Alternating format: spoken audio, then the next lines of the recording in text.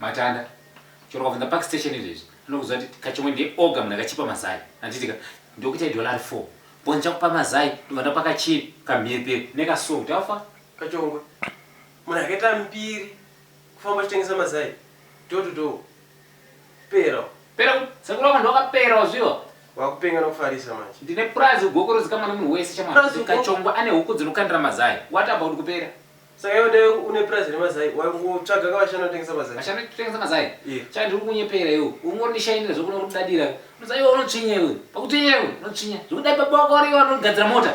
Andaikuwara nekupusha. Wapera Kachongwe. Pera kupi? Wapera wakambiri. Watodza baba wako ndibvizira Kachongwe starter nekey.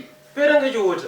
Pera kupi? Chandi unobva kuchipatara izvo. Parinyatwa apa. Kunoita post mortem madam angu. Unzo. Vanonzwa malaria. Enda post mortem. Wapera Kachongwe. Pera kupi? Ndanzokera hangu Papa chengesa mazai. Watodza mutenga. Utsinye. Tengesa mazai mudzimba. Mudzimba mupi? Zvawada tengesera pai. Wapera iwe. Mazai tengesera vanhu vanodya cha. Pasika chimazai uzi mazai. Wapera Kachongwe. Nekutsvinya. Pera ngechiuta.